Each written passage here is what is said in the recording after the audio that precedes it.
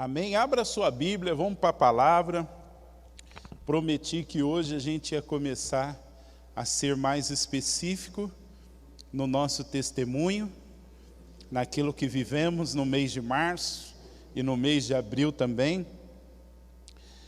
E eu quero compartilhar algumas coisas com os irmãos, com um propósito, e daqui a pouco eu vou falar o propósito.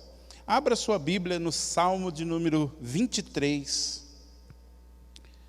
Salmo de número 23, um salmo muito conhecido. Nós não vamos ler "O Senhor é meu pastor e nada me faltará", mas nós vamos ler o Salmo 23, versículo de número 4. Se você não trouxe Bíblia, vai ser projetado ali, mas é um único versículo, então aguce bem os seus ouvidos.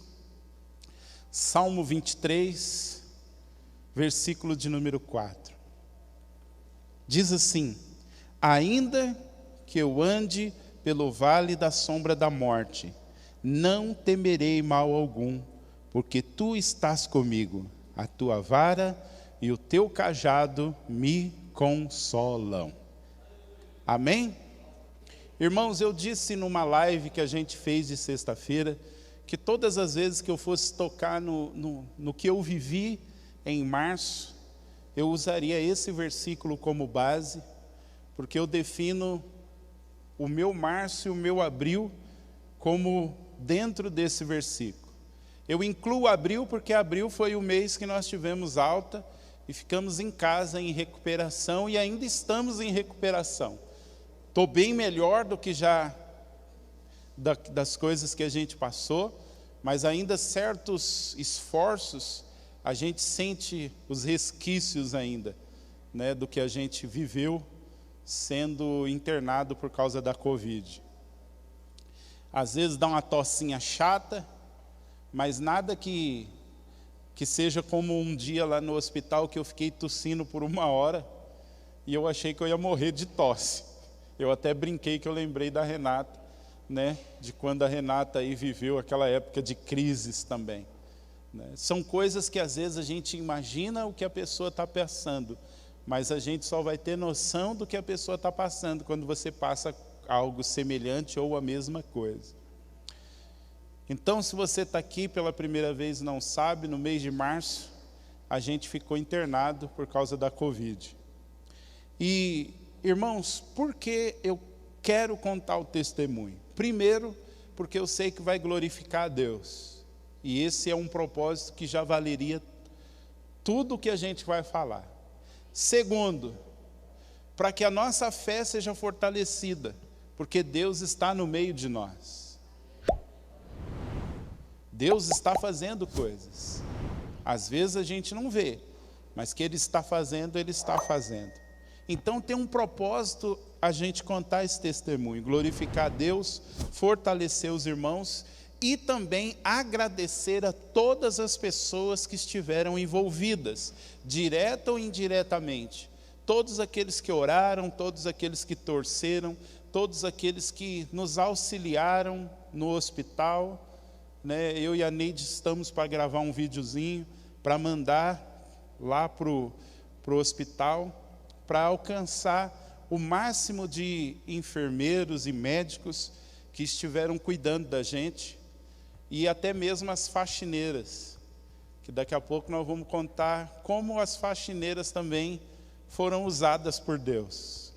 E irmãos, eu tenho tantas lições desses 25 dias internado, tantas lições, coisas pequenas que a gente viu, e como nós podemos servir a Deus com coisas pequenas.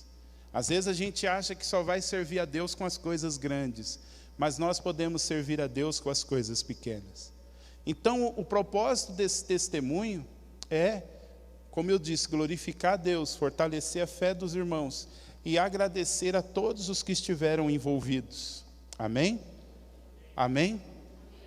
Muitos irmãos aqui da igreja passaram, né, por essa questão do Covid. O Márcio, o tio Paulinho, né, o Juninho, o nosso irmão Douglas, que cuida do som, o Christopher, outros que passaram de uma forma leve, mas eu estou citando esses que foram internados. Cada um, eu acredito que tem o seu testemunho, tem a sua experiência. Infelizmente, nós perdemos muitos irmãos conhecidos, irmãos de perto, irmãos de longe, como o nosso querido apóstolo Lucas, lá do Libertador de Israel do Colorado, que infelizmente, enquanto nós estávamos internados, veio a falecer, também pela essa causa do Covid. Mas aprove ao Senhor deixar alguns. Se você me perguntar, Márcio, por que alguns vão e alguns ficam? Eu vou dizer para você a resposta que mais confortou o meu coração. Deus tem um propósito para cada um. Eu só consigo explicar olhando cada indivíduo separadamente diante de Deus. A gente não entende, né? Um jovem como o apóstolo Lucas, 43 anos, se não me engano, que vai, e num quarto próximo ao meu, perto de eu ter alta, tinha um senhor de 84 anos com Alzheimer, que recebeu alta, né? E passou por isso, e passou vivo. Ele não falava coisa com coisa, tinha que ser alimentado, e teve alta. Ficou alguns dias também internado e teve alta. Então, algumas coisas, irmãos, nós não temos uma resposta clara. O que a gente tem são nuances. Mas se Deus deixou alguns, e aqui eu digo para os da casa e os que estão nos assistindo, se Deus deixou você, porque tem um propósito. E se você também não é crente, Deus te deixou porque você tem um propósito. A grande lição que eu tiro desses dias internado é que toda a vida tem um propósito. E que nós temos que viver esse propósito. Amém? Amém? Hoje está a minha mãe, já estava esquecendo de apresentar. Quem não conhece, minha mãe está ali. O esposo dela também. Meu pai já faleceu há mais de 20 anos atrás. Mas minha mãe encontrou um propósito, né? Teve um tempo que ela morou perto da minha irmã, lá em Ribeirão Preto. Minha irmã mora numa cidade chamada Barrinha, e ela foi passar um tempo lá com a minha irmã e conheceu o Gino, né? E aí se apaixonou, e aí estão juntos já há um bom tempo e vieram de volta para cá. Então minha mãe foi lá, não só para ficar com a minha irmã, mas para conhecer o Gino, e estão aí há um bom tempo. Já passaram também junto uns cortados, que eu já contei aqui na igreja, já pedi oração, mas graças a Deus estão aí, firmes e fortes. E a minha mãe falou, quando você for contar o testemunho, eu quero estar lá para ouvir. Amém? Então essa semana eu falei, mãe, domingo nós vamos contar o testemunho, e ela falou, nós vamos estar lá. Então, irmãos, vou talvez ser um pouco detalhista, e eu quero que você tenha paciência, amém? Mas eu procurei anotar aqui os pontos principais. É muita coisa. Eu estou anotando, estou escrevendo, e muito do que eu escrevi, eu sempre repito uma coisa. Tudo que eu vivi foi uma experiência minha, particular. São coisas que talvez eu te conte e você fala assim, mas é isso mesmo, eu não acredito. Você tem essa opção, mas eu sei o que eu vivi, eu sei o que eu passei, eu sei o que eu experimentei, eu sei as experiências que eu tive. E quando você tem experiências, elas são suas, elas são particulares suas. Você pode contar e vai ter gente crendo e gente não crendo, mas isso não muda o que você viveu.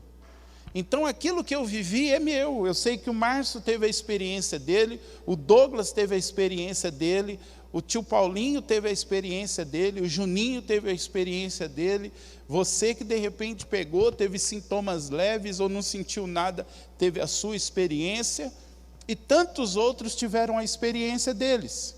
No domingo mesmo, quando nós ministrávamos, uma irmã colocou um comentário na página do YouTube, que ela ficou 55 dias internada, foi entubada e teve que fazer até a tráqueo, né? E foi a experiência dela. E tantos outros. Eu estava lendo um caso que um homem teve alta hoje, ele ficou 150 dias internado. 150 dias, irmãos. Praticamente metade de um ano internado. E teve alta hoje. Está em casa, está com a sua família. E eu fiquei pensando, se eu fiquei 25 dias, já foi difícil, imagine metade de um ano, 5 meses praticamente, dentro de um hospital. Então, cada um teve a sua experiência. A minha oração é que, se você não teve essa experiência, que você não tenha. Amém? Você não precisa ter, não seja uma experiência que você queira ter. Tem experiência que a gente fala assim, cara, eu queria tanto isso, mas essa não queira ter. E a minha oração todos os dias é para que Deus guarde cada um de vocês, para que vocês não tenham. Amém? Mas, irmãos, fevereiro, saí de férias, como todos os anos, tivemos um tempinho na praia, eu, a Neide, a Melissa, nadamos, salgamos o couro, viemos embora, e quando eu estava perto de voltar, na semana que a gente ia voltar, começamos a sentir umas coisas estranhas, eu não estava sentindo o cheiro das coisas, não estava sentindo o gosto das coisas, o corpo meio mole, e a Neide sentindo praticamente as mesmas coisas. Eu virei para ela e falei, eu acho que esse bicho aí é o Covid, porque a gente não é de sentir coisas assim, e os dois juntos. Agora, irmãos, eu louvo a Deus pelas coisas que Deus faz. Naquela semana, a gente tinha recebido a Daiane em casa, e a gente tinha ido visitar o Christopher e a Vera. Falei, vamos voltar, já vamos voltar trabalhando. E fomos lá na casa da Vera, do Christopher. E quando você chega numa casa, você não vai ficar de máscara, porque você olha e fala, estou bem. E a gente ficou sem máscara, abraçamos, oramos por eles. Mas quando chegou no dia 2 de março, uma quarta-feira, a gente começou a sentir algumas coisas estranhas. Na quinta-feira, eu ia estar com o João e mais 2 irmãos que não são do nosso ministério. E por estar sentindo aquilo, eu liguei para o João e falei, João, vamos cancelar esse negócio, porque eu estou desconfiado que eu estou com Covid. E se isso for verdade, eu não quero passar para vocês. Na sexta-feira eu estava um pouquinho melhor, mas ainda sentindo as coisas. Aí eu falei, João, esquece, vamos deixar para mais para frente. Só que aí eu entrei, irmãos, nos sites das farmácias para fazer um teste pago. Porque eu falei, eu preciso de uma confirmação se a gente está ou não, para poder voltar às atividades da igreja, porque eu voltaria no domingo. E aí, para minha surpresa, pelo menos em Suzano, todos os horários para fazer teste de Covid naquela semana estavam completos. Só tinha vaga para segunda-feira.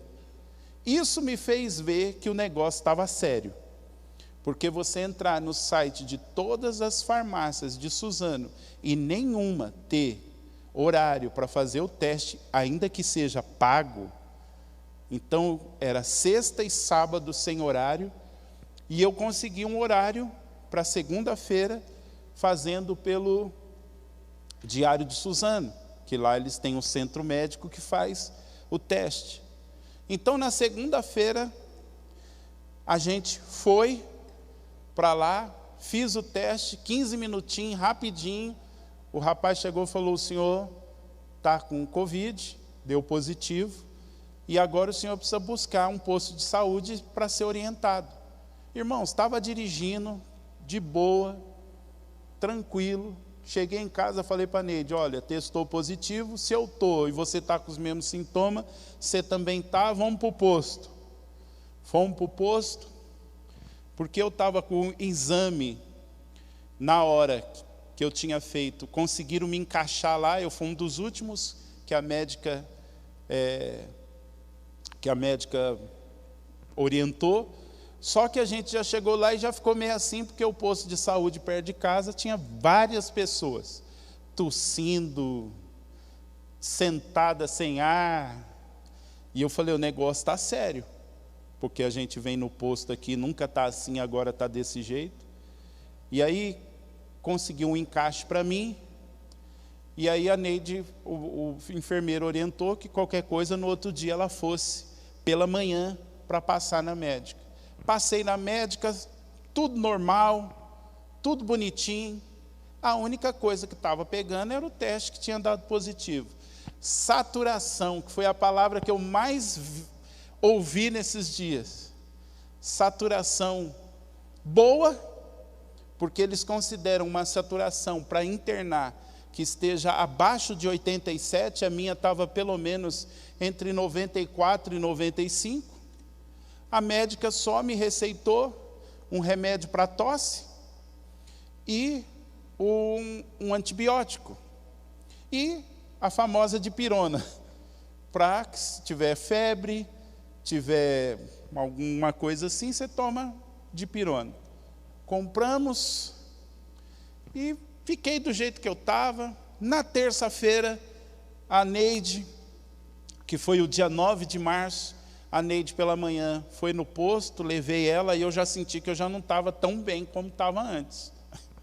Mas levei ela no posto, ela passou na médica, a saturação dela também estava boa, e a médica receitou praticamente o mesmo antibiótico e um ou outro remédio diferente.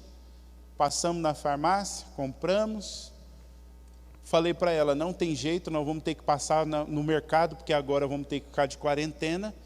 Falei, vamos no mercado que tem pouca gente, a gente toma cuidado, passa álcool gel em todo o corpo, não fala com ninguém, mantém distanciamento, só pega o que tiver que pegar e vai para casa, avisa lá, né, o zelador que a gente está com Covid, porque é uma coisa que tem que fazer lá no condomínio, lá no prédio, e vamos ficar em casa.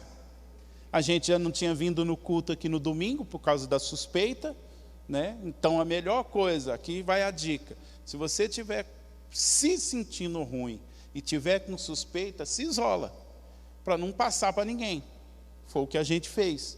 Na dúvida, vamos ficar em casa, não vamos para o culto, para preservar os irmãos.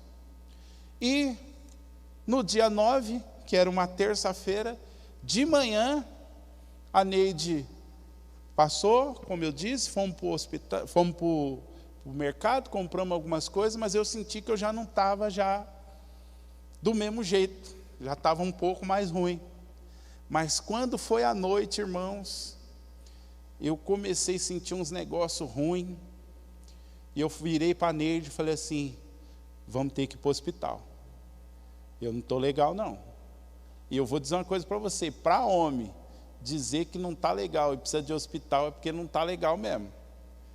Porque nós homens somos duros para ir para o médico. E aí a Neide falou, e agora, você aguenta dirigir? Eu falei, eu não vou arriscar não. Ainda que a Santa Casa seja perto de casa, eu falei, eu não vou arriscar. E ela, e agora? Eu falei, vamos pedir ajuda para o vizinho, que é o Robson, que mora bem de frente da gente. Falei, agora vamos ver se o vizinho está em casa. Não foi para pedir açúcar, mas foi para pedir um socorro. Aí mandei mensagem, o Robson falou, não, estou aqui, eu te levo. E fomos para a Santa Casa, irmãos. Graças a Deus, eu sei que as pessoas falam mal da Santa Casa, mas todas as vezes que nós precisamos da Santa Casa, sempre fomos bem tratados, sempre fomos bem atendidos. E nós fomos para a Santa Casa.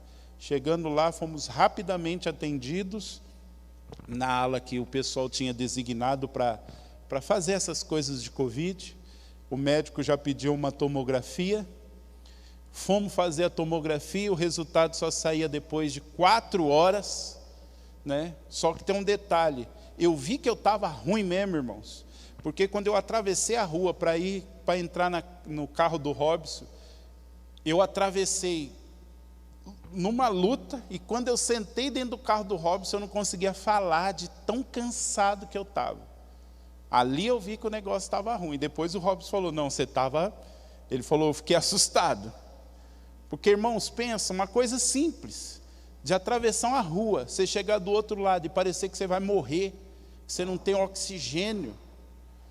E aí, como eu disse, nós fomos lá para a Santa Casa, fomos fazer a tomografia. Irmãos, eu estava até bem quando eu entrei na sala de tomografia. Só que aí deitei na máquina, e aí a máquina tem uma voz lá que pediu para levantar os braços, ficar com os braços esticados e prender a respiração. Gente, que negócio era aquele? Teve uma hora que eu quase falei para a mulher da máquina lá: você está contra mim, você quer me matar? Fala. Porque você já está sem oxigênio e ainda tem que ficar segurando a respiração. Aí, quando ela pediu para soltar, voltar a respirar, que eu sentei para andar, para ir para fora da sala, eu não conseguia dar passos, de tão cansado que eu estava. Cheguei lá na Neide, cheguei sentando. O filho de um pastor aqui do Badra desmaiou, de tão ruim que ele estava, ele desmaiou. A Neide ficou assim olhando, eu não tinha força para socorrer ele. Falei: se eu socorrer ele, eu vou cair junto. E aí correram lá, ajudaram o rapaz. Fomos embora para casa, porque o resultado só saía depois de 4 horas. E depois voltamos, o Robson levou a gente lá de novo. E quando peguei o resultado, levei no médico. O médico olhou e falou: olha, 50% do seu pulmão já está comprometido. E aí ele falou assim: nós vamos fazer um exame de sangue, você vai agora para o oxigênio, já vai ser medicado, e eu vou pedir um exame de sangue. Até aí tudo bem, irmãos. Fui para uma salinha, sentei lá numa cadeira, colocaram o oxigênio, colocaram já um antibiótico na veia. Estava bem, assim, com o oxigênio, tranquilo, conversando com os parceiros lá, com o pessoal que estava junto. Falei para a Neide: vai embora para casa, porque eu vou ter que ficar aqui ainda 4 horas para esperar, porque tinha que ser o enfermeiro para tirar o sangue. Eu vou ter que ainda esperar 4 horas para o resultado vir, então vai embora. E ela foi embora, o Robson levou ela de volta para casa, e eu fiquei lá. O bendito do enfermeiro chegou para tirar um sangue da artéria, um negócio chamado gasometria, outra palavra que eu mais ouvi nos 25 dias. Se você não fez esse exame, você descobre que a sua alma tem sangue, porque é um exame que a agulha vai na sua alma. Se você já fez, você sabe do que eu estou falando. Mas se você não fez, não faça, não queira fazer. Porque eu descobri que a alma tem sangue, e que tem enfermeiro que consegue acessar a sua alma. Porque o negócio ruim, tiraram o sangue da minha artéria, e depois de 4 horas chegou o resultado, já era de manhã. Levei para a médica olhou, aparentemente estava tudo bom, só que a parte de oxigenação do sangue não estava legal. Eu não lembro o que era, mas tinha um negócio lá, irmãos, que o máximo era 6.000, o meu estava 24.000. A médica, quando ela olhou aquilo, ela falou assim: o senhor vai ficar internado. Falei: não, que isso? Falei: não, doutora, não, o senhor vai ficar internado, o senhor não pode ir para casa, não. Aí o semblante já caiu um pouco. Eu nunca tinha ficado internado, a não ser quando eu era recém-nascido. Depois de velho. Mas até então, irmãos, eu achei assim: vai ser 2, 3 dias aqui só para tomar os antibióticos, depois é casa. Aí a Neide chegou, e eu falei para ela que ia ficar internada, ela também: não. Eu falei: não tem jeito. A médica falou que não tem como, eu vou ter que ficar internado, porque tem um negócio lá que deu alteração, e é sério. Então a gente já ficou lá, permaneci na Santa Casa 2 dias, sem banho, sentado numa poltrona. Não posso reclamar da comida, não estou reclamando da falta de banho, porque a situação era séria. Infelizmente, muitos de nós que pegamos o Covid aqui, Márcio, Christopher, tio Paulinho, Juninho e Douglas, a gente pegou exatamente naquele momento do pico maior. Irmãos, Eu vi que o negócio estava sério quando eu vi durante 24 horas ininterruptas, chegando dezenas de pessoas na Santa Casa, gente desmaiando. Tinha uma moça lá que ela tossia compulsivamente. A gente chegou, ela estava tossindo, a Neide foi embora, ela continuou tossindo, e até onde eu me lembro, ela continuou tossindo. Ela tossiu por horas.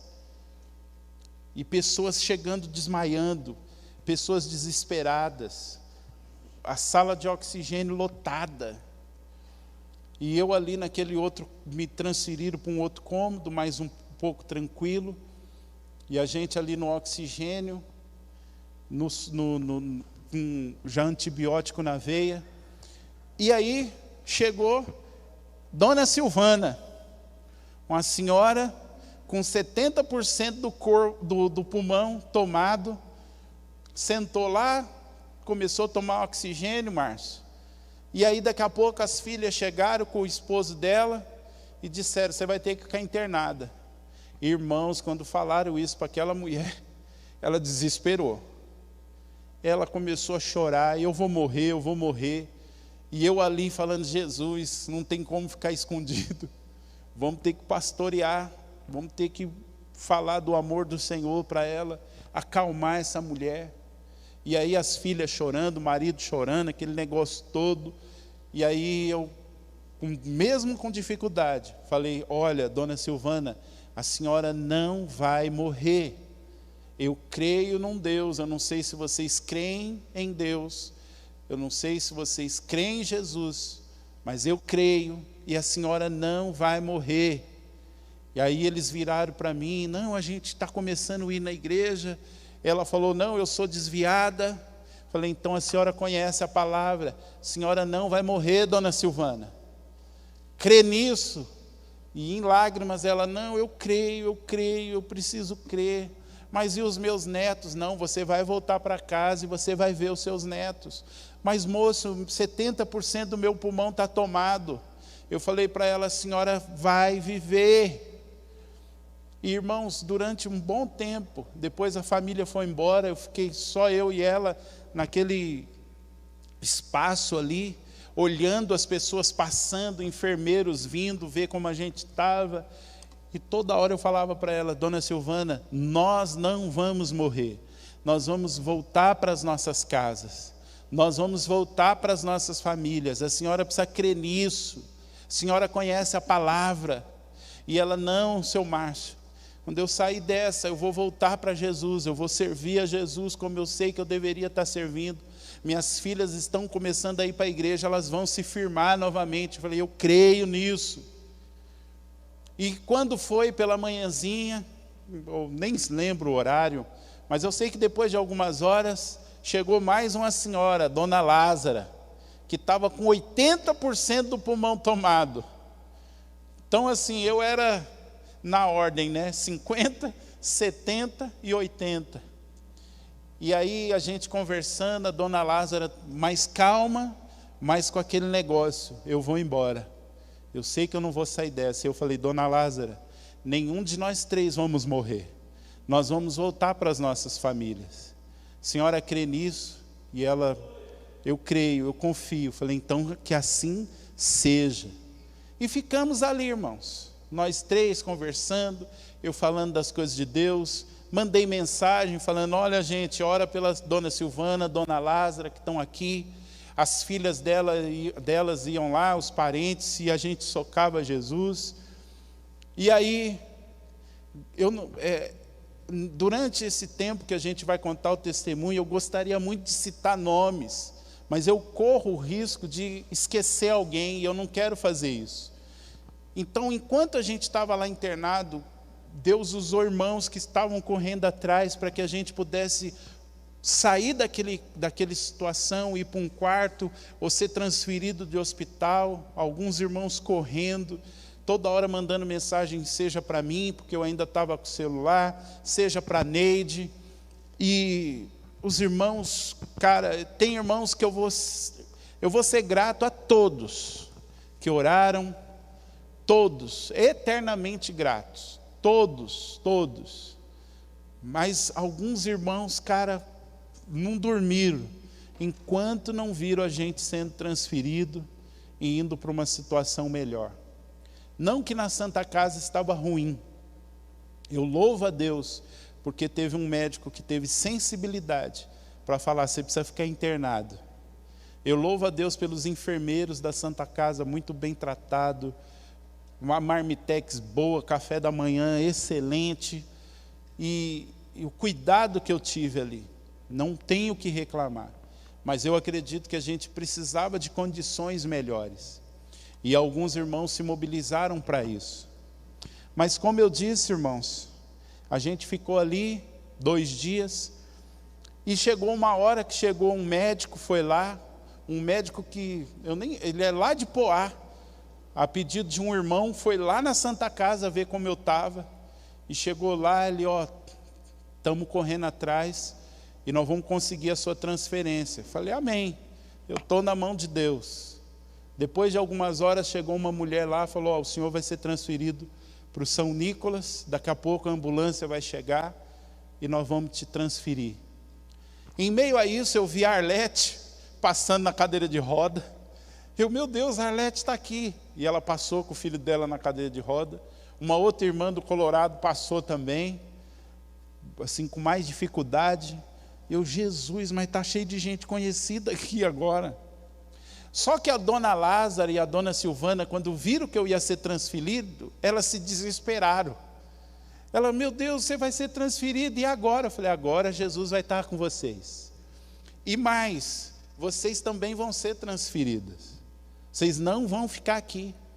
E elas, amém, amém, amém. Irmãos, eu estava dando uma palavra que nem eu sabia se eu ia ser transferido direito. Eu tinha só uma palavra, Anderson, da transferência, mas não tinha uma certeza. A coisa estava muito conturbada lá. Mas aí, para minha surpresa, não demorou muito, uma enfermeira chegou para a dona Lázara e falou, dona Lázara, pega as suas coisas, que a senhora está indo lá para o Santa Maria. A senhora está sendo transferida. E a dona Silvana falou, e eu? E a enfermeira ficou quieta. Resumindo, a dona Silvana ainda ficou mais 2 dias na Santa Casa, mas depois foi parar lá no São Nicolas também. E chegando lá, ela falou assim, tem um homem assim, assim, assim? Falaram, tem. Ele está aqui, está. E está lá na UTI, mas está bem. Mas olha, irmãos, as coisas que Deus faz. A dona Silvana vai e fica no quarto junto com a pastora Arlete. Porque a Arlete também foi transferida, Ana, lá para o São Nicolas. Agora, a semente que eu semeei, a Arlete regou.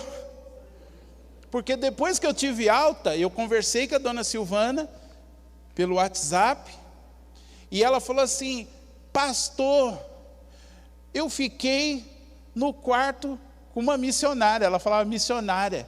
Uma missionária que te conhece. Missionária que me conhece?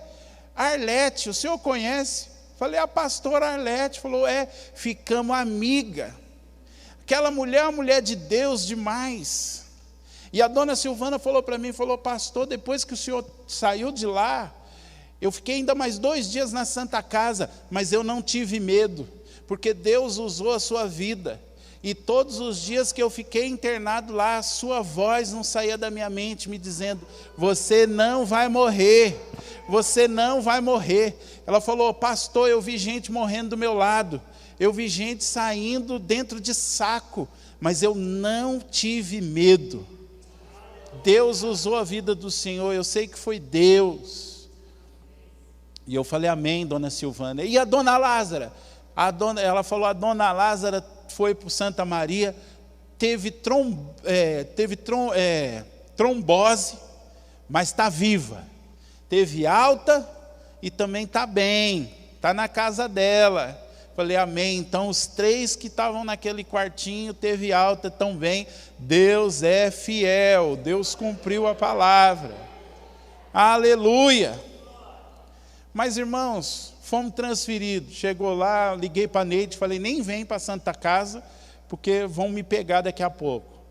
Chegaram lá com a cadeira de roda, me socaram na cadeira de roda, 1 galão de oxigênio no colo. e vamos embora. Cheguei na porta da ambulância, vem o motorista, olha para mim e fala: eu te conheço. E eu olhei para o cara, irmãos, até hoje eu estou tentando puxar da onde eu sei.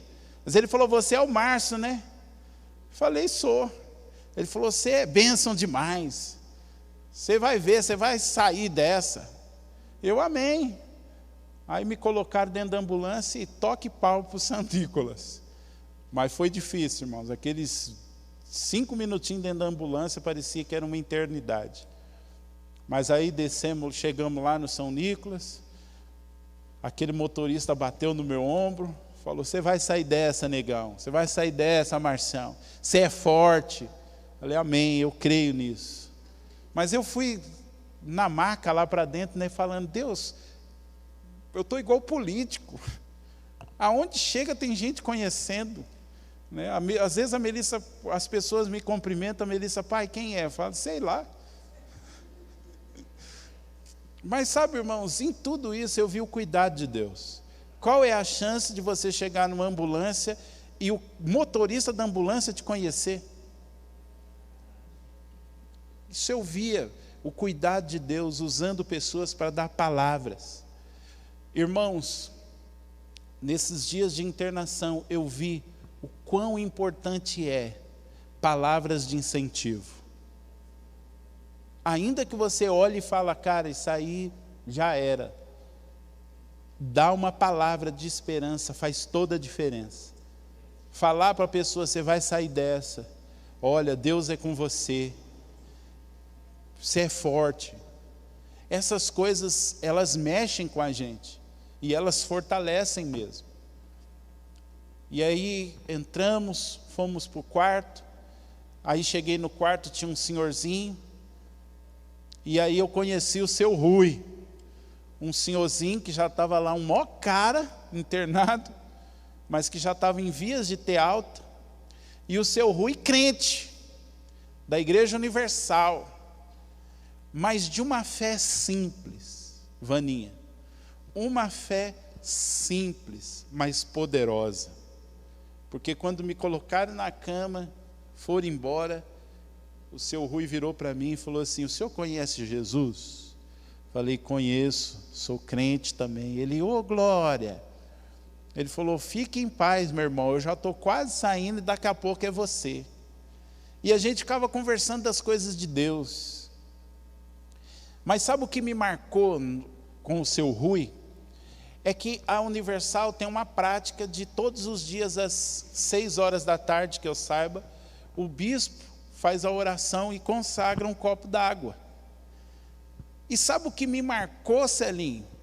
Que aquele homem sem relógio, sem televisão, sabia quando era 18 horas. Porque no primeiro dia, ele chegou e falou assim para mim: ô irmão, que hora que é? Eu falei, olhei no relógio, que eu estava com o celular, ele não estava com o celular. Falei: seu Rui, falta 5 minutos para as 6 horas da tarde, para as 18 horas. Falou: eu já estava sentindo já. Essa é a minha hora de eu orar, junto com os meus irmãos da Universal, e consagrar água ao Senhor, e confiar que Deus está curando meu corpo. E eu só olhando aquele senhorzinho. Aí pegou a garrafinha d'água que eles davam, falou: você quer orar comigo? Falei: demorou, vamos orar junto. Peguei a minha garrafinha de água também, e oramos, e declaramos: Jesus, que essa água, ela possa ser uma água que não só mate a nossa sede, mas também que limpe o nosso corpo. E durante 2 dias ali com o seu Rui, durante alguns dias com o seu Rui, foi mais do que 2, eu perdi um pouco a noção do tempo, irmãos, os dias que a gente estava lá. Mas durante alguns dias, todo dia às 18 horas, eu e o seu Rui orava e tomava água consagrada. E o mais importante é que eu não precisava avisar o seu Rui que era 18 horas. Pelo Espírito ele sabia. Eu ficava só quieto olhando. Quando estava dando perto de 18 horas, eu falava: quero ver mesmo se esse negócio, se ele está na fiação mesmo do céu. Aí ele: ô Márcio, Que hora que é? Vai dar 18 horas, seu Rui. Vamos orar? Vamos sim. Um homem muito simples, irmãos, de uma fé que eu posso dizer, uma fé infantil, uma fé de uma criança, mas de uma fé que tocava o céu. Eu tenho plena certeza disso. Eu olhava o seu Rui, já um senhor de uma certa idade, eu via uma criança que confia plenamente no seu pai. E eu me lembro que no domingo à noite entrou um médico e disse para o seu Rui assim: seu Rui, está forte? Ele, então, estou. Está precisando de oxigênio? Não, já fazia uns 3 dias que ele estava normal, respirando normal. Aí o médico falou: seu Rui, então amanhã eu vou te mandar embora para casa. Ele, amém, glória a Deus, aleluia. E quando foi de manhã cedo, chegaram lá: seu Rui, está aqui sua roupa, sua família já está lá embaixo te esperando. E aí o seu Rui virou para mim e falou assim: irmão, confie em Deus, assim como eu estou indo embora, você também vai embora. Depois que eu saí do hospital, eu tenho mantido contato com o seu Rui, e ele disse que um dia foi lá no hospital para perguntar de mim. Ele falou: irmão, eu não esquecia de você. E eu cheguei lá no hospital e falei: olha, é um irmão assim, assim, assim, o nome dele é Márcio. E aí não deram nenhuma informação, porque eles não dão informação, não podem. E ele falou: ô irmão, fui frustrado para casa, porque eu queria saber como é que você estava. E eu não me cansei de orar, até ouvir sua voz e saber que você está de alta, e Deus vai nos restaurar. E ele mandou muitas orações para mim, para que a minha vida fosse plenamente restaurada. E tem ainda mandado mensagem. E ele falou: irmão, um dia eu vou aí na sua igreja. Falei: amém, seu Rui. Ele falou: eu quero ver, conhecer aí a sua igreja. Ele mora aqui no São Bernardino. Falei: ah, então o senhor é de pertinho. Ele mora lá no São Bernardino. Falei: um dia nós vamos se encontrar, seu Rui, para tomar um café e contar as coisas que o Senhor fez. Então, irmãos, os primeiros dias foram esses. Oxigenação, não estava lá essas coisas. Mas aí começaram a chegar uns médicos, fazer as contas. Que dia que o senhor começou a sentir o sintoma? Tal dia. Ah, então, olha, o negócio vai pegar entre o 10º e o 13º dia, entre o 10º e o 14º dia, aí que o negócio vai pegar. Confesso, irmãos, que o médico falava aquilo, falava: está amarrado, sai para lá, Satanás. Eu vou sair daqui uns 2 dias, vou ficar bem. Mas eu percebia que a cada dia eu estava ficando pior. Eu mandava mensagens para os irmãos, não que eu estava mentindo, porque até então eu estava com o celular. Então alguns perguntavam, eu mandava mensagem no grupo, mesmo com aquela voz ruim. E não é porque eu estava mentindo, é porque eu cria plenamente que aquilo ia só ser mais uns dias ali em casa. Eu não sabia que o negócio ia ganhar a extensão que ganhou. Mas os médicos estavam avisando. Mas eu olhava e falava: médico é assim, chega, dá na lata, e para eles a medicina é aquilo. Eu falava: não, eu creio em Deus, né? Mas aí o seu Rui foi embora, como eu disse, e chegou um companheiro de quarto. Eu falei: bom, Jesus, se o seu Rui foi, agora eu vou ter que virar meus canhões para esse companheiro de quarto. Mas esse companheiro de quarto chegou, não deu tempo nem de não deu tempo de eu conhecer o nome dele, saber sobre ele. Os médicos chegaram: Márcio, você está com 8 litros de oxigênio, chegou o máximo, e você precisa de mais, e nós vamos te transferir para a UTI. Nós vamos passar você para a UTI, mas é porque lá tem mais oxigênio, lá você vai ter uma melhor assistência. Fala UTI, irmãos, a gente já fica meio... Mas eu falei: bom, eu vou confiar no que eles estão falando, que eu preciso de uma assistência maior. Aí lá vai me pôr na maca e transferir para a UTI. Mas detalhe, irmãos, enquanto eu estava no quarto ali, sem ir para a UTI, eu vi que a coisa era séria. Por quê? Eu não conseguia me levantar para ir daqui no gasofilácio. Qualquer movimento era muito difícil de fazer. Eu não conseguia ir tomar banho. Eu tinha tomado banho no primeiro dia que eu cheguei, me colocaram lá debaixo do chuveiro, e aí, com muita dificuldade, tomei banho, mas depois daquilo, os banhos eram no leito. Falo, sem medo, chegaram e colocaram fralda. Como eu disse aqui, às vezes a gente acha que é muita coisa, e são nessas horas que a gente vê que a gente não é nada, e que a gente, mesmo sem querer, vai depender dos outros. Eu ali com aquela falda, olhando e falando, Deus, nessa hora não tem título, não tem dinheiro, embora a gente não tenha dinheiro. Falei, não tem posição, não tem orgulho, ou você se sujeita a isso, ou, meu irmão, você vai ficar sujo ali na cama e já era. Pelas manhãs, o pessoal chegava, ô, seu Márcio, já tomou banho? Não, então vamos lá, vamos tomar banho. Aí pega as canequinhas, aí, eu sei que você ouve coisas piores por aí, mas aí é aquilo, irmão, no começo você fica todo cheio de 9 horas, né, querendo cobrir sua nudez, daqui a pouco a sua nudez está exposta para todo mundo. Pessoas que você nunca viu na sua vida, estão ali te dando banho, estão te esfregando. Graças a Deus, pessoas profissionais, irmãos, eu tiro o chapéu, não só para os médicos, porque às vezes a gente elogia os médicos, né?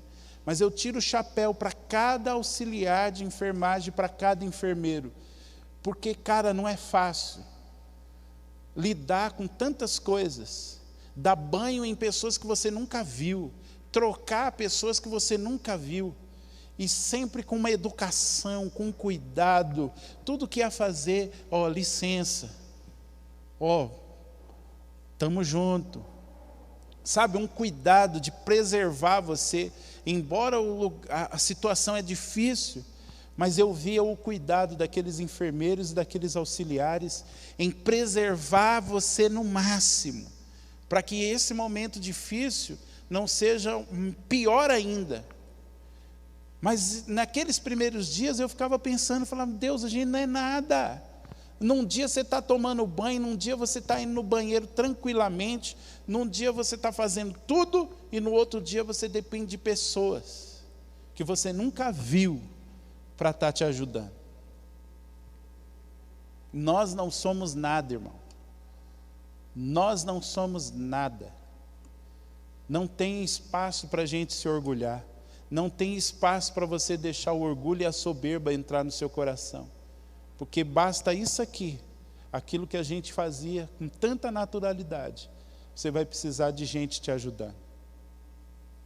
Então saímos dali, fomos para a UTI, ficar só de olho aqui no horário, porque o negócio é extenso, e eu também não quero cansar vocês, porque eu sei que contar história, a gente fica só tentando imaginar, né?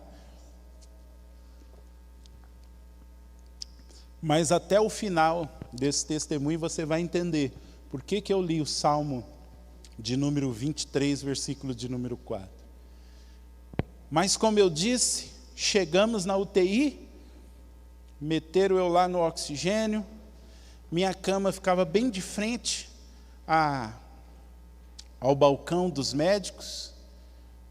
Só que quando eu cheguei lá, fui passando assim, você vai vendo, um monte de gente entubada, virado de bruço, de barriga para cima.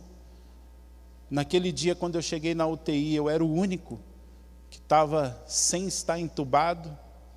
Depois passaram algumas pessoas que não chegaram a ser entubadas, mas elas passaram rápido, 1 dia, 2 dias na UTI e já vai para o quarto. E eu ali, vendo muita gente também chegando e sendo entubado, e a maioria das vezes, irmãos, eu era o único que estava consciente. Tinha dias lá de saber que eu não conseguia vê-los, mas saber que todos os outros, cerca de 20 pacientes da UTI, estavam entubados, e eu lá, o único que, graças a Deus, não tinha sido entubado e não precisei ser entubado. Porque o médico disse para mim, Anderson, o médico falou, seu Márcio, a sua luta é para não ser entubado. E se o senhor for entubado, o senhor tem que ficar o mínimo possível entubado. O médico também pôs pressão, né, irmão? Você já está ruim, aí o cara chega e fala assim, ó, sua luta é para não ser entubado, e se você for entubado, a sua luta vai ser para você ser extubado. Eu até aprendi que não é desentubado, é extubado, o mais rápido possível. E ficamos ali, na UTI, por causa da necessidade de mais oxigênio. Só que aí, irmãos, aquilo que os médicos falaram, do momento de crise, eu comecei a entender. Eu comecei a entender quando foram medir minha glicemia, e a minha glicemia estava 600. O médico falou para a Neide que a minha glicemia tinha chegado a 300. Falei, ele não quis assustar ela.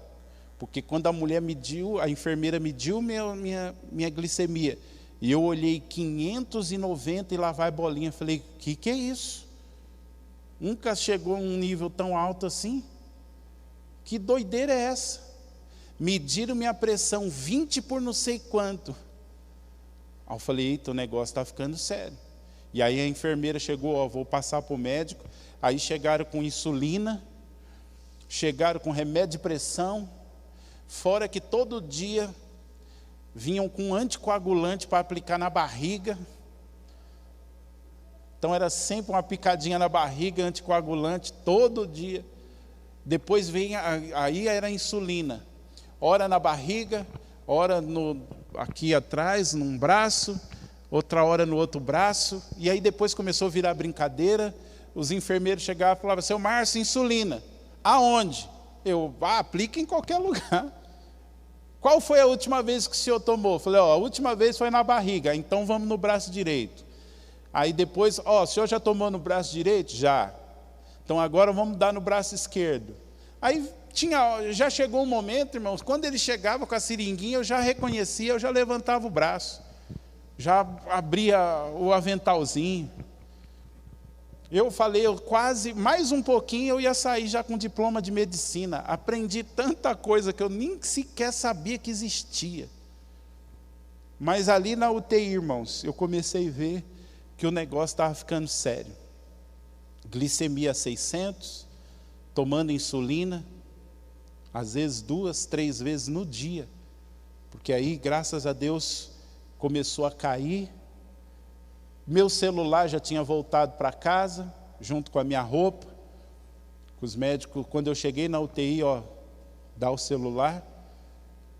E aí eu vi que a coisa ia ficar mais difícil, porque eu não poderia manter contato com a minha casa, com a minha família. Então, irmãos, eu quero só destacar hoje, e aí nós vamos fechar, algumas coisas da UTI. Eu tenho muita coisa desse período da UTI para falar. E aí, algumas eu só vou falar no domingo que vem. Mas eu preciso destacar hoje algumas coisas. Primeiro, que eu não posso deixar de terminar esse testemunho para falar sobre talvez algo que seja a maior experiência que eu tive. Eu tive algumas experiências sobrenaturais. Mas hoje eu não posso deixar de falar a maior. Posso dizer menores. Uma delas, irmãos, que me deixou um pouco assustado, foi quando eu cheguei no São Nicolas, no primeiro dia, que eu estava no quarto. Eu olhei para o meu lado e eu vi, como eu estou vendo vocês, um ser sobrenatural. Um homem.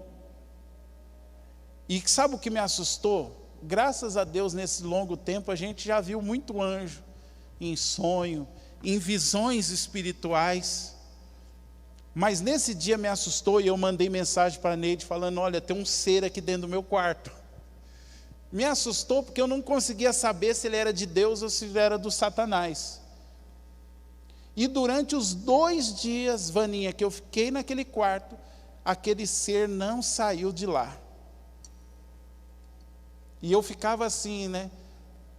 Perguntando, Deus, esse negócio é do Senhor, não é? Ele está aqui a meu favor, não está? Jesus, me fala alguma coisa, se é diabo, me avisa que eu já dou um jeito aqui de mandar embora. Mesmo sem força para... Irmãos, eu não conseguia falar Jesus. de tão cansado. Mas durante os 2 dias que eu fiquei lá na UTI, esse ser não ia embora, Cris. Na UTI que eu fui ter discernimento, mas graças a Deus na UTI também eu não vi mais. Mas na UTI eu tive discernimento, irmãos. Deus falou comigo o que era. Eu entendi que são seres que a incumbência deles é quando a pessoa morre, levar ela para o destino dela, seja o céu, seja o inferno. Você pode acreditar ou não, eu sei o que eu vi e eu sei a resposta que Deus me deu depois. Dentro dos hospitais, em situações de morte, existem seres que a função deles não é te curar, não é guerrear, a única função deles é pegar a pessoa que morreu e conduzir ela para o lugar que ela determinou quando estava viva. Céu para aqueles que estavam em Cristo e o inferno para aqueles que nunca quiseram saber de Cristo. Aí depois fiquei assim falando com Deus, né? Deus, obrigado, porque eu não estou vendo ele aqui na UTI, que aí o negócio ia ficar mais tenso, que aí eu ia ficar, meu Deus, para onde que, né? Porque o diabo, irmãos, a minha luta lá na UTI era muito na mente, e isso eu quero falar com vocês no domingo que vem. Era muito aqui. Eu entendi que os 3 meses que eu preguei sobre jogos mentais aqui não era para vocês, era para mim. Para que eu tivesse preparado para uma grande batalha aqui na mente. Foram dias de muita guerra aqui. E no domingo que vem eu vou falar para vocês sobre essas guerras. Mas como eu estava dizendo, a maior experiência espiritual que eu tive foi quando eu tive que fazer um procedimento chamado VNI, que é ventilação não invasiva. Aquele VNI, aquele procedimento, é o último procedimento que é feito para uma pessoa não ser entubada. Se aquilo não resolver, vão entubar. Então chegaram com uma máquina do meu lado, falaram, seu Márcio, o senhor vai ter que fazer esse procedimento. Se não resolver, o senhor vai ser entubado. E eu vou falar muito desse VNI também no próximo domingo. E algumas coisas eu não vou falar. Amém? No particular, quando a gente se conversar, eu até falo. Mas algumas coisas do que eu experimentei com esse VNI, eu sinto que eu não deva falar assim publicamente. Mas foi difícil. Mas no momento mais difícil fazendo esse procedimento, que é uma máscara que você tem que interagir com aquela máquina na respiração. A médica disse assim, Márcio, o seu pulmão ele murchou, o Covid murchou o seu pulmão. O senhor está com uma pneumonia e o seu pulmão está murcho e nós precisamos expandir o seu pulmão. E essa máquina tem o propósito de expandir. E o senhor vai ter que interagir com ela. O senhor vai ter que respirar junto com ela e ela vai forçar o oxigênio a expandir o seu pulmão.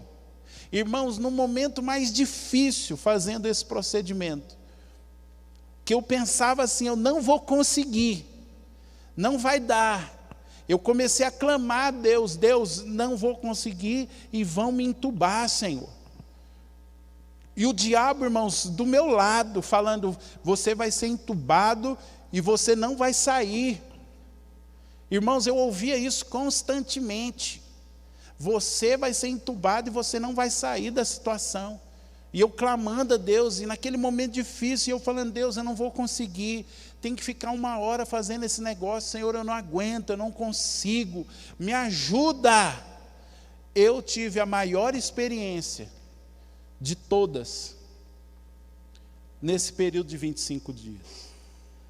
Para mim foi a maior experiência, porque eu clamei a Deus, e irmãos, de uma maneira sobrenatural, um negócio assim, surreal, eu comecei a ver todas as pessoas que estavam orando por mim. Eu comecei a ver todos vocês aqui da igreja. Eu via vocês reunidos como família orando. eu via crianças orando. Eu via, irmãos, crianças daqui do nosso meio orando. Eu via casais de mão dada orando. Eu via e ouvia o clamor de cada uma das pessoas que estavam orando por mim. Gente que eu não sei, nunca vi. Mas sabe o que era interessante? Todas essas orações, é como se eu ouvisse o que vocês estavam orando, mas era como se para mim chegasse uma única palavra: nós estamos com você. Nós estamos com você. Irmãos, isso ficava ecoando nos meus ouvidos, enquanto eu estava ali lutando com aquilo. E é como se de repente a face de cada um de vocês aqui da igreja fosse passando assim diante de mim. E é como se cada um, imagina, como se cada um de vocês estivesse dentro do quarto junto comigo, e você fosse passando pela minha cama e falando assim: estou junto. E aquilo, irmãos, me deu uma força sobrenatural. Aquilo me deu uma força surreal. E sabe o que eu entendi e aprendi? Irmãos, a oração, ela funciona. E a oração, ela não tem limites geográficos, espaciais. A oração, ela funciona numa dimensão que a gente não imagina. Talvez você estava orando em casa, talvez você estava clamando em casa, talvez o seu filho parou, né, como a Neide falou do Elias, que mandou uma oração, a Mag mandou uma oração para o celular da Neide, do Elias, uma criança que não tem nem noção ainda da vida, orando por mim. Às vezes a gente adulto ora e olha e fala assim: a criança não sabe o que está fazendo. Para Deus tem valor, porque eu senti lá naquele leito a oração de todos que oravam, e principalmente das crianças. Principalmente. E aquilo me deu força para suportar aquele procedimento. É como se vocês que oraram por mim estivessem lá dentro do quarto, junto. Eu pensei que eles iam estar aqui, mas não estão. O Luiz e a Catiane. Irmãos, um dia eu estava no quarto, desfalecido, sabe, sem força, virado de bruço, sem forças. Eu senti como se eu estivesse sendo sugado, como se eu estivesse indo embora. E aí a Camila entrou lá dentro do quarto. Você acredita nisso? Se você não acredita, eu acredito, que eu vivi. A Camila do Luiz e da Catiane chegou no meu pé e falou assim: vô, porque ela me chama de vô. E eu despertei. E aí eu, opa. Depois comecei a desfalecer de novo. E aí, quem entra no quarto? O Emanuel. E faz a mesma coisa. Vô! Aí eu acredito que no Espírito, irmãos, o Senhor levou elas lá para mim. E sabe como eu sei disso? O Edson contou que o João, o apóstolo João, esposo da apóstola Miralva, contou que um dia ele está lá ruim, e o Edson entrou no quarto e falou assim, chamou ele do jeito que está acostumado, falou assim: eu estou te tirando do quarto e eu vou te dar um remédio para você ir para casa. E foi, o João já acordou fora do quarto, fora da situação que ele estava, já num outro quarto, e ficou pensando assim: ué, o Edson esteve aqui e foi embora?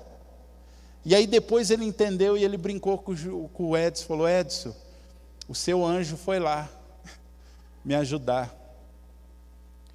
Então eu sei, irmãos, que muitos irmãos estão tendo experiências sobrenaturais. Muita gente está tendo experiências sobrenaturais. Um dos dias para você saber do poder da oração Um dos dias eu estava de bruço, porque muitas vezes eles deixavam a gente de bruço para poder melhorar a saturação, a respiração. Eu estou de bruço lá e aí daqui a pouco eu vi a Neide do meu lado e eu podia sentir as mãos dela nas minhas costas orando. E depois, quando eu tive alta e eu contei para ela, ela falou assim que era exatamente o que ela fazia todos os dias. Em cima de uma foto que tem lá na nossa sala de oração, uma foto que eu estou com um cavanhaque preto, né? Estou bem novinho. E ela falou, era essa a oração que eu fazia. Então, irmãos, quando nós estamos orando por alguém, o negócio é real. Quem está lá do outro lado é tocado, às vezes de uma forma tão sobrenatural que é possível ver. Às vezes não se vê, mas é real. O negócio funciona. Eu tive essas experiências dessas orações, de vocês orando por mim, e as orações de vocês me tocando lá no momento difícil, de ter essa experiência de Deus levar em espírito, mesmo sem eles saber, a Camila e o Emanuel, não sei porque eles, mas mandou eles, podia ser mandado seu filho. E da Neide está orando por mim, e eu vê-la dentro do meu quarto, lá no hospital, na UTI, e do mesmo jeito que ela orava lá, porque ela orava, Deus, nós somos uma só carne. Ainda que ela estava ainda em casa, graças a Deus a Neide passou pelo Covid, ficou assim, teve dias difíceis, mas ficou de pé, porque quando eu estava na UTI, a minha preocupação era, Deus, e a Neide? E se ela ficar ruim? E se ela acabar sendo internada, eu nem sei. Sabe o que me consolava, irmãos? É que como eu estava de frente para o balcão dos médicos, às vezes o médico ia ligar para a Neide, ia ligar, na verdade, para todos os familiares, e eu ficava lá ligado. Então eles iam ligando, daqui a pouco eu ouvia um dos médicos, Dona Rosineide. Aí aí via, nós estamos aqui para dar o diagnóstico do Márcio, está assim, está assado, está evoluindo, está piorando aqui. Então, quando eu ouvia, sabia que ele estava falando com a Neide, eu sabia que ela poderia não estar bem, mas estava em casa. Então, irmãos, esse negócio da oração ele é muito sério. E eu vou findar agora falando de como é importante a gente entender que mesmo aonde a gente está, a gente pode fazer a diferença. Sabe por quê? Irmãos, eu via faxineiras, que elas iam limpar, e elas ficavam cantando louvor baixinho. Eu sabia que era louvor porque a gente é crente. Mas entrava aquela mulher toda encapotada, aquela faxineira, que às vezes você não dá nada, e estava ali limpando, passando um pano, tirando potinho com papel com sangue, e louvando.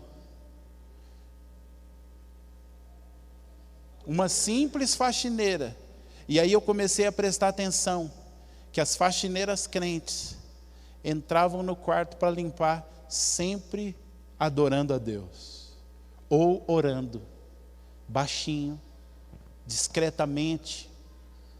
E eu fiquei olhando e falando, Deus, é possível fazer a diferença, sem fazer alarde. Eu agradeço a Deus por todas aquelas faxineiras, que iam passar pano, que iam lá limpar o banheiro, que iam tirar roupa suja do quarto, mas que entravam lá louvando a Deus, adorando a Deus e orando por nós. Antes de eu vir embora, uma faxineira entrou no quarto e ela falou, seu Márcio, o senhor está de alta? Eu falei, estou.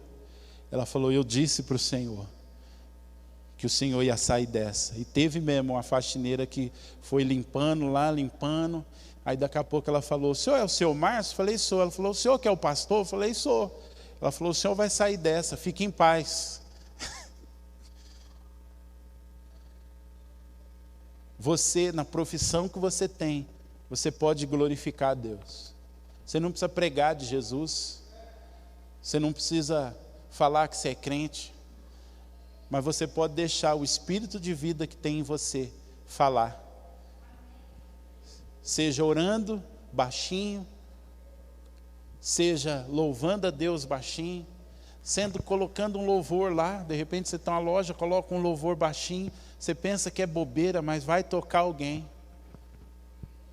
Seja colocando a mão, alguns têm essa oportunidade de pôr a mão. Você pode, não precisa, oh Deus, abençoa! Não. Mas de repente todos os dias fala, Deus, eu consagro as minhas mãos ao Senhor, e quem eu tocar é o Senhor tocando.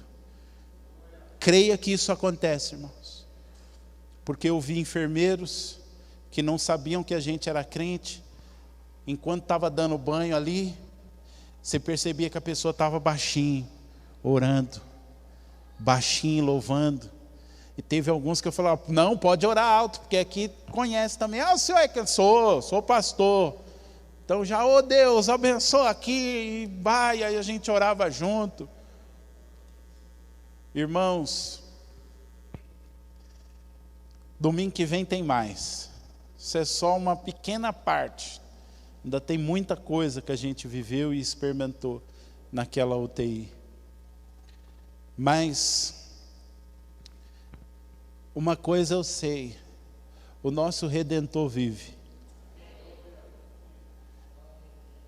Às vezes a gente vê as pessoas falando, não, porque a igreja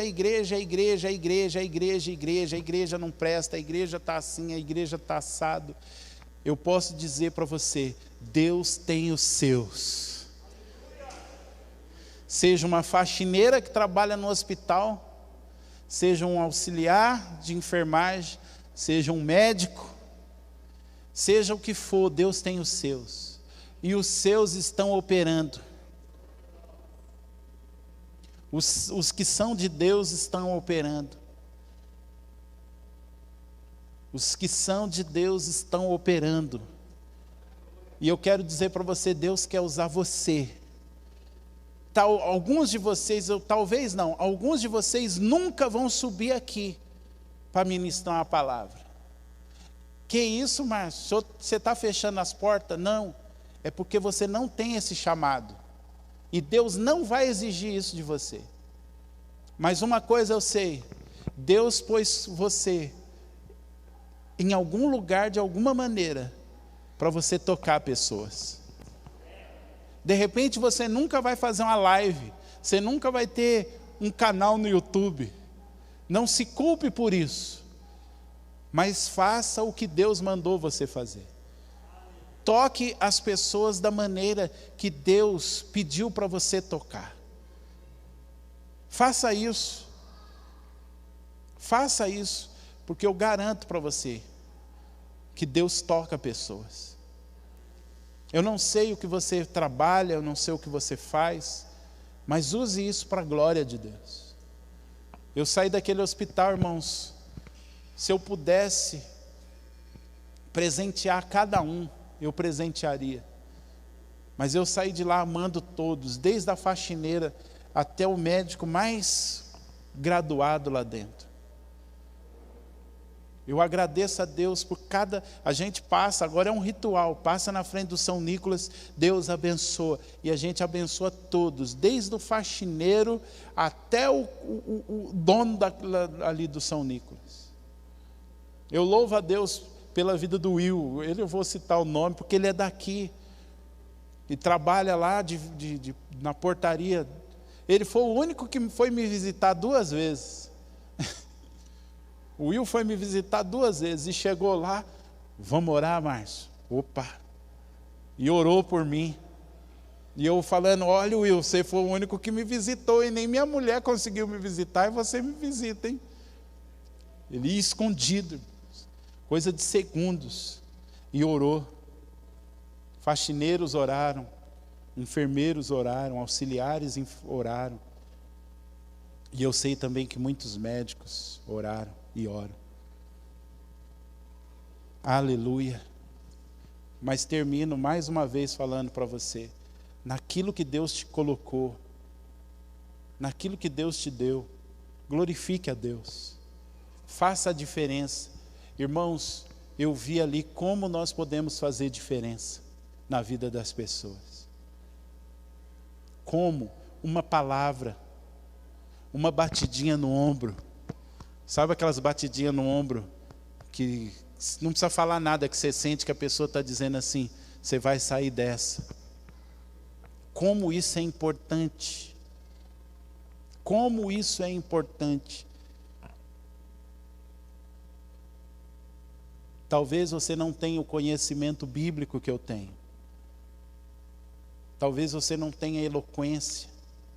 Mas uma coisa eu sei: você tem uma mão que pode tocar alguém. Você tem um olho que pode falar muito. Você tem uma boca que pode pelo menos falar: estou junto, conta comigo, vai passar, fica firme. Porque isso faz a diferença, fez na minha vida. E eu posso dizer que faz a diferença. Amém? Domingo que vem nós avança mais um pouquinho. Cenas do próximo capítulo. Tem mais coisa. Muito mais coisa que a gente viveu naquela UTI. Aleluia. Mas eu quero orar com você. Irmãos, são dias que como nunca nós vamos ter que estar junto.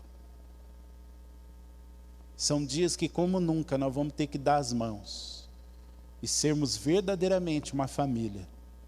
Porque esses são dias que nós vamos ter que lidar com alguns inimigos que a gente já lidava, mas que agora parece que eles se tornaram ainda maiores, como o medo, a frieza espiritual, esse negócio que parece que está sugando a nossa fé, o desânimo, o cansaço, que você não sabe de onde vem. Nós vamos ter que, como nunca estamos juntos, orarmos uns pelos outros, darmos as mãos uns para os outros, para podermos vencer esses inimigos que se levantaram nesses dias. Eu sei que tem gente em casa que está desanimado. Eu sei que tem gente em casa que está com medo. Eu sei que há pessoas aqui que estão desanimadas e que estão com medo. Mas a gente vai ter que estar junto, para passar junto. Você que está visitando, você precisa também de estar inserido num grupo. Seja aqui, seja em outra igreja. A gente aqui não prega placa, a gente procura pregar Cristo, mas tem que estar inserido num lugar, no meio de um povo que se importa, que tem defeitos, porque temos defeitos, mas que estão caminhando juntos para Jesus. Nós estamos juntos caminhando para Jesus. E estamos aqui para fortalecermos uns aos outros. Mesmo com falhas e com lutas, nós vamos chegar onde tem que chegar. Amém? Vamos orar? Fica de pé, você ficou muito tempo sentado. Perdão, irmãos, se a gente for um pouco massivo, que eu sei que contar história, por isso que às vezes eu até brinquei com algumas coisas aparentemente sérias, para ti, mas eu preciso contar o testemunho, para que Deus seja glorificado, e a sua fé seja fortalecida. Aleluia, aleluia, aleluia, aleluia. Senhor, são dias difíceis, dias de muitas lutas, dificuldades. Senhor, hoje quando nós orávamos aqui, louvávamos, a impressão que eu tive é que inimigos que nós enfrentávamos antes da pandemia, eles se tornaram gigantes. Senhor, antes nós brigávamos contra o medo, nós lutávamos contra a ansiedade, lutávamos, Senhor, contra a falta de fé, a apostasia, o desânimo. Mas parece, ó Deus, que esses inimigos agora se tornaram gigantes tão grandes, tão imensos. E parece que agora vencê-los está ainda mais difícil, Senhor. E eu sei, ó Deus, que é porque antes eram inimigos que a gente conseguia vencer sozinho. Mas agora são inimigos que a gente só vai vencer estando juntos como igreja, como um corpo.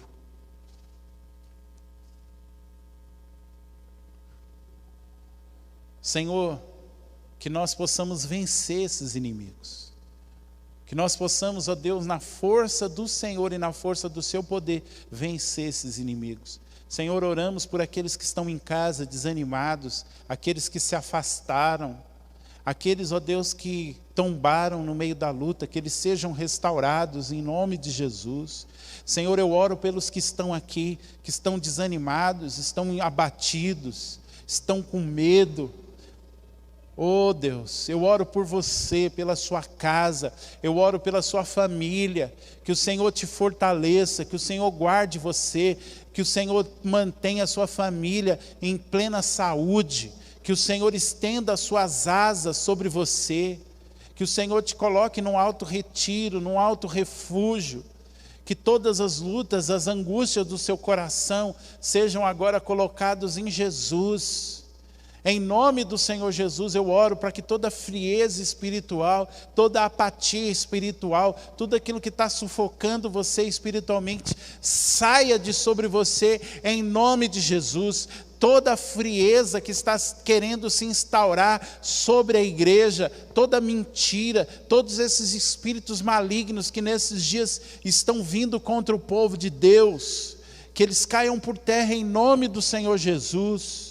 Em nome de Jesus, que a sua casa, a sua família esteja debaixo do sangue do Cordeiro, debaixo do sangue poderoso de Jesus. Em nome do Senhor Jesus que eu oro, que toda tristeza que está no seu coração, toda angústia de alma, seja tomada agora pelo Senhor, em nome de Jesus. Em nome de Jesus, eu oro pelo seu coração. A palavra diz que de tudo que nós devemos guardar, guarda o teu coração, que o Senhor coloque vigias no seu coração, que o Senhor coloque agora vigias, em nome de Jesus, que o seu coração esteja agora voltado para o Senhor, em nome de Jesus, na autoridade do nome de Jesus, eu oro agora para que o seu coração se incline para o Senhor, que o Senhor te dê forças, para que você possa dizer como o salmista disse: bendize, ó minha alma, ao Senhor, e tudo que é em mim, bendiga o teu santo nome. Que o Senhor te dê forças, para você mandar a sua alma entrar no lugar de descanso em Deus. Que o Senhor te dê força, para que você incline o seu coração, a sua mente e a sua alma para o Senhor. Aleluia! Aleluia! Que venha uma força sobrenatural para você domar a sua alma, colocar a sua alma no lugar devido, que é louvando e adorando ao Senhor em nome de Jesus. Aleluia! Aleluia! Alguns que estão aqui, irmãos, o que eu estou sentindo é que alguns, eu sinto no meu coração assim, você sabe do que eu estou dizendo, você já, os que teve infância, os jovens de hoje não sabem o que é isso não, mas os antigos sabem, cabo de guerra. Eu sinto aqui, como se alguns corações estivessem com cordas, Márcio, e essas cordas sendo puxadas, o Espírito puxando de um lado, e como se uma angústia, uma tristeza, coisas que não provêm do Senhor puxando do outro.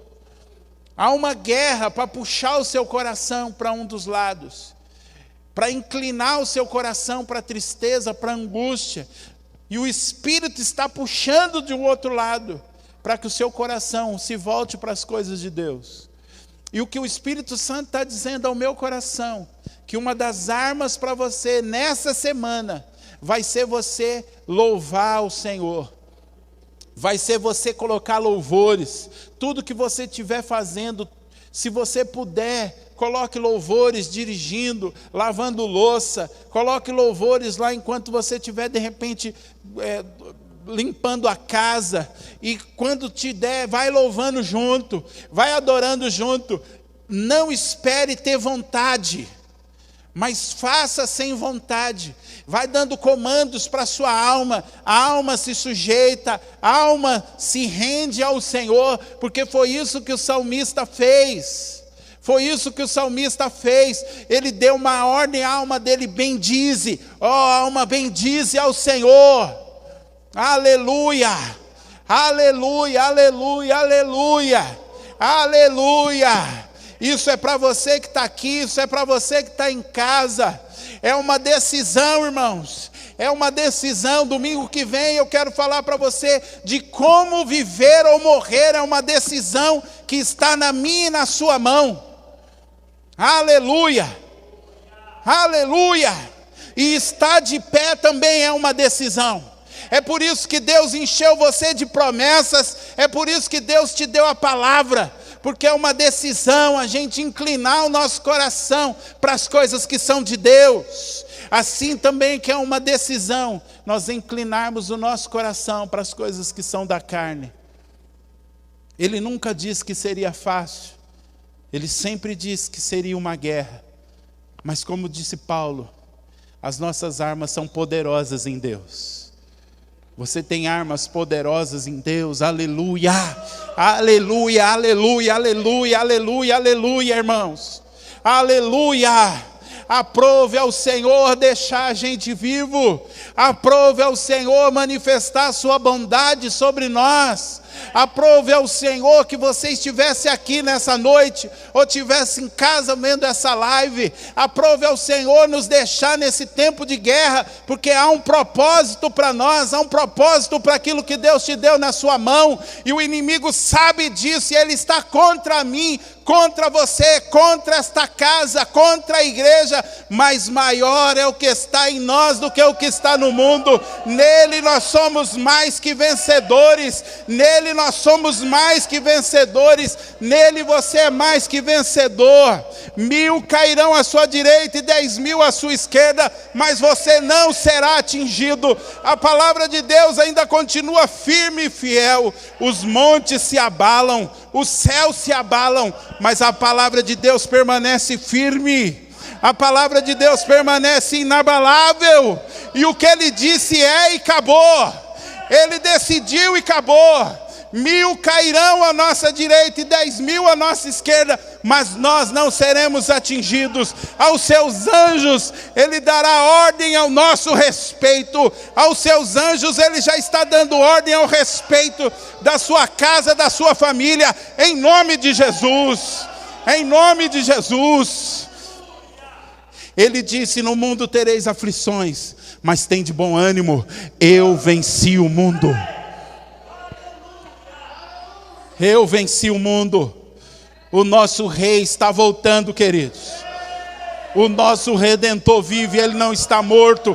Nada saiu do controle dele. Nada saiu, ainda que não entendamos, ainda que não compreendamos, ainda que não aceitemos. Nada saiu do seu controle. Ele continua reinando soberano. O inimigo quer mostrar para nós que Deus perdeu o controle, mas ele ainda continua sendo o Senhor da vida e da morte. Ele continua sendo o Senhor de tudo e de todos. Uma palavra dele e a sua vida muda. Uma palavra e tudo se transforma. Oh irmãos, oh irmãos, oh irmãos, é tempo de nos levantarmos. É tempo de nos levantarmos. Eu vi ali a Patrícia e o Joilson chegando ali. E eu falei para a Patrícia, Patrícia, aos poucos, os que estavam se recuperando estão voltando. Aos poucos, aqueles que passaram pelo vale da sombra da morte estão voltando.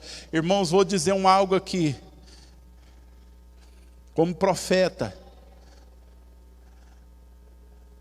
no meio dessa pandemia, Deus vai levantar, já está levantando uma igreja poderosa.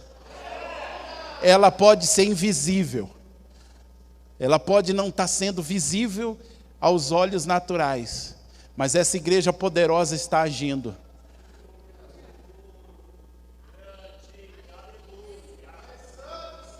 Não era um apóstolo glorioso e maravilhoso que estava passando, orando pelas pessoas dentro do hospital. Era uma faxineira, com a touquinha, com a vassoura na mão, louvando a Deus, todos os dias que estava trabalhando, e o céu ouvindo. A igreja poderosa vai estar se levantando, e depois que essa pandemia passar, nós vamos ver uma igreja forte, firme, uma igreja que vai avançar muito mais. Não vamos olhar para as notícias ruins, vamos olhar para as boas notícias. Eu tenho uma boa notícia para você nessa noite. Deus ainda continua reinando e continua sendo Deus, e a sua palavra não muda.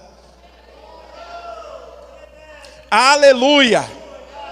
Aleluia! Você que está em casa aí, dá uma sapateada aí no canto da mesa. Mas vai passar, irmãos. Vai passar, tudo isso vai passar. O que você está vivendo vai passar. E no final Deus vai ser glorificado. Eu sei que de repente você não está entendendo, às vezes você não está nem aceitando. Mas Deus continua firme. De tudo que eu passei no hospital, se você me perguntar, Márcio, como você viu Jesus nesses 25 dias de internação, eu vou dizer para você, eu vi Jesus como rei, reinando soberano, Senhor da vida e da morte, ao ponto de eu chegar e falar, Jesus, se chegou minha hora, eu sei que eu vou chegar aí do outro lado e voltar com o Senhor. Em nenhum momento eu murmurei. Em nenhum momento eu disse, Deus, por que está acontecendo comigo? E se eu tivesse morrido, irmãos, eu não teria como avisar. Mas eu não teria morrido lamuriano e triste, e perguntando para Deus por quê. Mas uma coisa eu saberia, a minha vida não é minha, é dele. E se ele tivesse me levado, eu saberia que era o melhor. Mas aprove ele deixar.